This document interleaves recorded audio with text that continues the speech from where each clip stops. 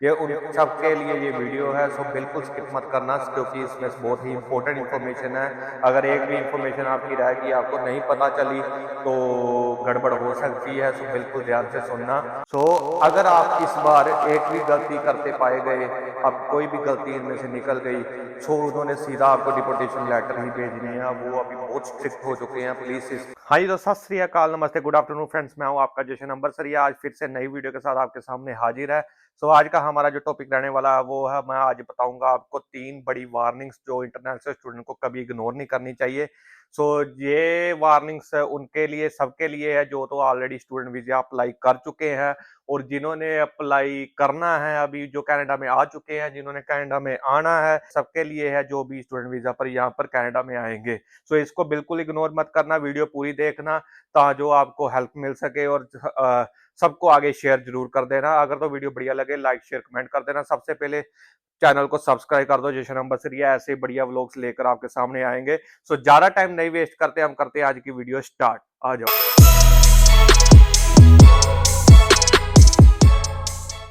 तो सबसे पहले हम बात करेंगे जो भी नए स्टूडेंट्स अभी कनाडा में आए हैं, ऑलरेडी स्टूडेंट वीजा अप्लाई कर कर या कनाडा तक पहुंच चुके हैं। सो अभी वो कॉलेज में स्टडी कर रहे हैं, वो भी ध्यान से सुनना। और जो अभी स्टूडेंट वीजा अप्लाई करने की सोच रहे हैं, या उनका प्रोसेस इंडिया में चल रहा है कि अभी स्टूडेंट वीजा उन्होंने अप्लाई कर दिया हुआ है, ये उन सब के लिए ये वीडियो है। सो बिल्कुल स्किप मत करना क्योंकि इसमें बहुत ही इंपॉर्टेंट इन्फॉर्मेशन है।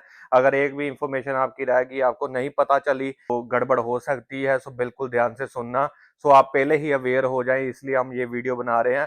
सो आपके जो नोन में है, अगर आप तो वीडियो देख रहे हैं, कोई नोन में आपका स्टडी वीजा लेकर कोई स्टूडेंट जा रहा है कनाडा में या ऑलरेडी पहुंच चुका है, सो उसको भी शेयर कर दो कि जो कोई भी इंफॉर्मेशन वो भूल ना सके, कोई भी इंफॉर्मेशन उससे छूट ना जाए, है ना। सो हम आज की वीडियो स्टार्ट करते हैं। सबसे पहले हमारी जो अपनी वार्निंग है वो है कि जो स्टूडेंट्स यहाँ पर आते थे, है ना, पहले जो 2017, 18, 19, 20 में जो जैसा कनाडा था वैसा कनाडा अब नहीं रहा। जो अब के जो हालात है कनाडा के, बहुत ही स्ट्रिक्ट हो चुके हैं, बहुत ही खराब हो चुके हैं। काम किसी को मिलता नहीं, है ना। ये तो सबको पता है कि ऑलरेडी इतनी वीडियोस पढ़ रही हैं यूट्यूब पर, फेसबुक पर, सभी यही बोल रहे हैं कनाडा का ये हो गया, कनाडा का वो हो गया। पर जो मेन मुद्दे की बात है, जो अभी भी स्टूडेंट वीजा पर आए हैं और जिन्होंने स्टूडेंट वीजा पर आना है, सो उनके लिए बहुत कनाडा के रूल्स जैसे आगे बहुत स्ट्रिक्ट हो चुके हैं। किसी को पीआर नहीं मिल रही, ये नहीं हो रहा, वो नहीं हो रहा, है ना। सो जो स्टूडेंट वीजा पर नए आए हैं या आना है, सो उनके लिए सबसे पहली वार्निंग हम बताने जा रहे हैं कि वो है जो पहले 2018 में जैसा कनाडा होता था अब नहीं है। अब क्या है, जो पहले लोग करते थे कि स्टूडेंट वीजा पर कनाडा में आ जाते थे, जो स्टडी वीजा की जो रूल्स होते थे वो बहुत ही वायलेट करते थे, है ना। कोई पूछता नहीं था, गवर्नमेंट को कुछ भी लेना देना नहीं था, बहुत इजीली चलता था सब कुछ। जैसे आकर कोई छोटे मोटे कॉलेज में आकर कोई फेल हो रहा है, कोई बात नहीं, कनाडा कुछ नहीं पूछेगा, उसके बाद वर्क परमिट तो मिल ही जाना जैसे ना कैसे करके, है ना कुछ करके पास हो ही जाना। चीटिंग इतनी होती थी कॉलेजेस में, जैसे ऑनलाइन भी सब मोबाइल से देखकर वो कर रहे हैं चीटिंग, आराम से खुल्लम खुल्ला चीटिंग चलती थी कि कोई पूछता नहीं था। कोई आकर स्टूडेंट वीजा लेकर आकर स्टडी ड्रॉप कर कर फीस अपनी वापस लेकर सीधा वर्क परमिट ले लेता था, एलएमआई ले लेता था, क्लोज वर्क परमिट ले लेता था, कोई पूछता नहीं था। उसके बाद पीआर हो जाते थे। मतलब बहुत ही इजी रूल्स थे, वायलेट सभी करते थे, उनको पता चल चुका था कि ये ज्यादा काम खराब हो रहा है। तो अभी जैसे स्ट्रिक्टनेस हो चुकी है कनाडा में, अब रूल बहुत ही ज्यादा स्ट्रिक्ट हो चुके हैं। सो अब ये आपका बिल्कुल नहीं चलेगा। मैं पहले ही बता दूं, ये वार्निंग बिल्कुल इग्नोर मत करना।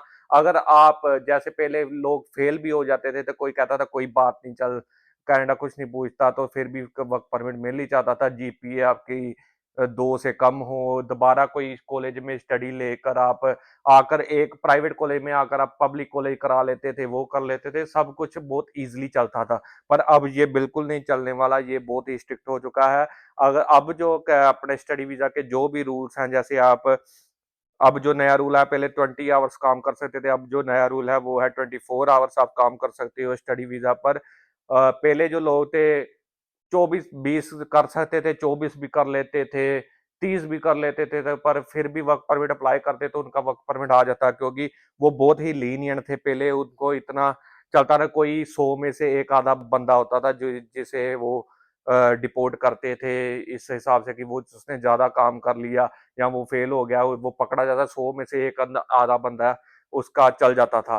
पर अभी जो है कि अगर आपकी इसमें से कोई भी एक गलती हो गई, या आपने काम ज़्यादा कर लिया, 24 से ज़्यादा घंटे लगा ले, या आप फेल हो गए, या आपने कॉलेज आकर अपना प्राइवेट आकर वो कर लिया, अपना पब्लिक कॉलेज कर लिया, तो ऐसे हो गया, मतलब चीटिंग कर ली, कुछ भी आपका होता है तो आप अगर आप इस बार एक भी गलती करते पाए गए, आपकी कोई भी गलती इनमें से निकल गई, उन्होंने सीधा आपको डिपोटेशन लेटर ही भेजनी है। वो अभी बहुत स्ट्रिक्ट हो चुके हैं। प्लीज इस बात को माइंड में रखना कि अभी कनाडा पहले जैसा कनाडा नहीं है।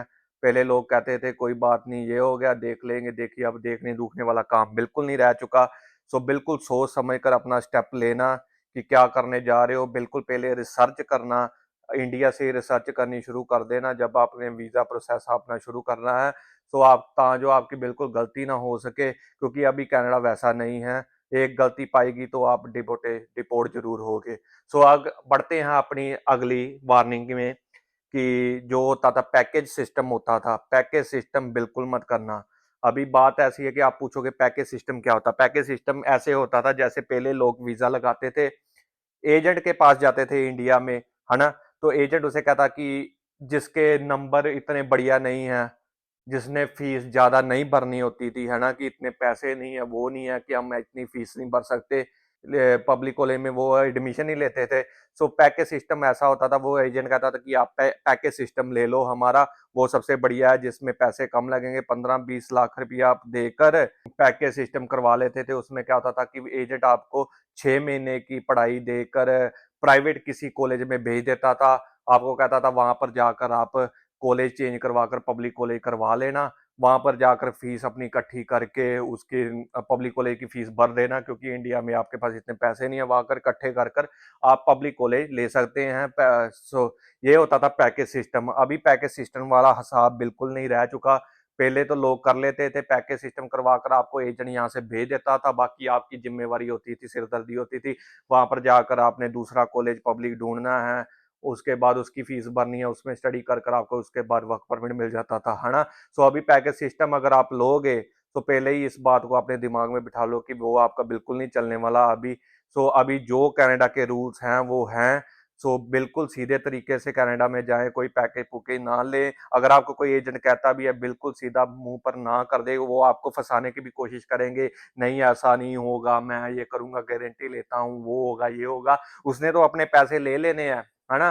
फिर उसके बाद फंस आपने जाना था, क्योंकि ये बात पैकेज सिस्टम वाली बहुत खराब है। वहां जाकर आपको कॉलेज, अगर आप अभी पैकेज सिस्टम ले लेते हैं, वहां पहुंचते हैं, है ना, 6 महीने की पढ़ाई, कोई टुच्चू सा कॉलेज जिसे कह देते हैं, जिसे कोई पूछता नहीं है ना, जिसके बाद आपको वर्क परमिट नहीं मिलेगा, प्राइवेट कॉलेज, उसमें आपको एडमिशन मिल तो जाएगी, उसके बाद आपने पब्लिक कॉलेज में अपनी एडमिशन करवानी है।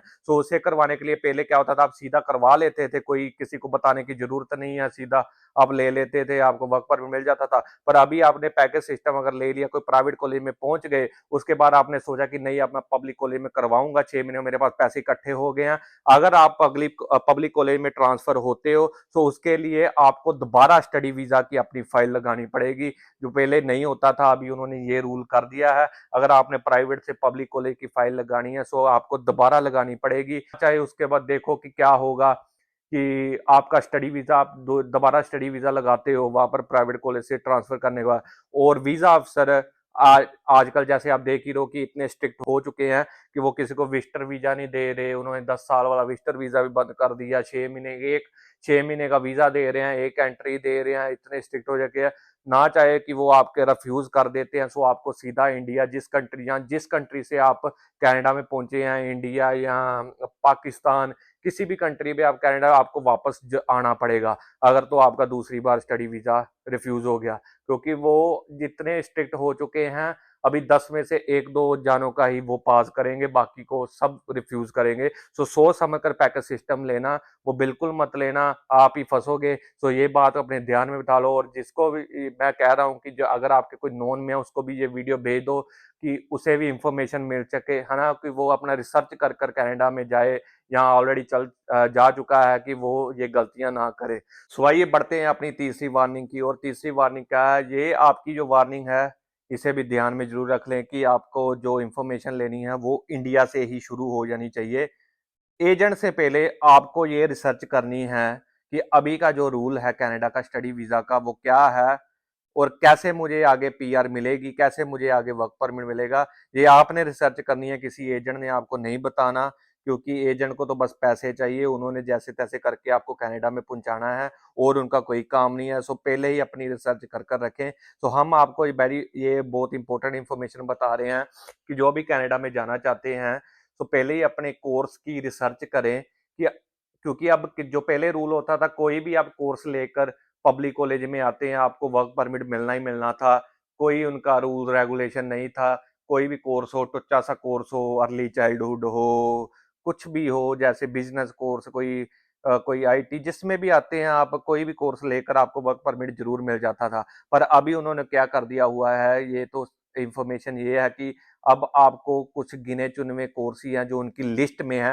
ये लिस्ट में, जैसे ये लिस्ट आपके साइड में आ रही है, ऐसे ये लिस्ट है कि उनके किस किस कोर्स में ही उनकी डिमांड है कनाडा के अंदर, कौन कौन से कोर्सेज है जिसके बाद आपको जॉब मिल सकती है, ये जॉब की डिमांड है।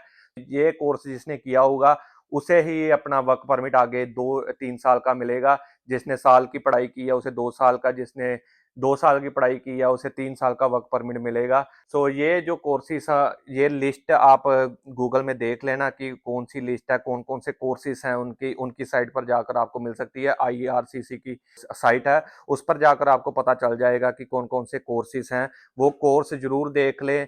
अगर तो वो आपको कोर्स उसमें से कोई ढूंढता है कि जिस कोर्स में आप जाना चाहते हैं वो कोर्स आप देखकर कनाडा में पढ़ाई चूज कर सकते हैं, उसके बाद ही आपको वर्क परमिट मिलेगा। ऐसे आपको वर्क परमिट नहीं मिलेगा। बिल्कुल आप सोच समझ कर जाना, क्योंकि देख कर जाना, एक गलती ही आपको भारी पड़ सकती है।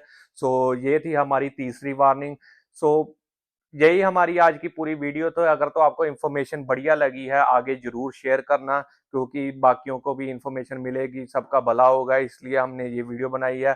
तो अगर तो आपको ये वीडियो बढ़िया लगी है, लाइक शेयर कमेंट करना बिल्कुल मत भूलना और चैनल को कर दो सब्सक्राइब। जशन नंबर सरिया। सो ऐसे मिलते हैं अगली नई वीडियो में, तब तक के लिए धन्यवाद।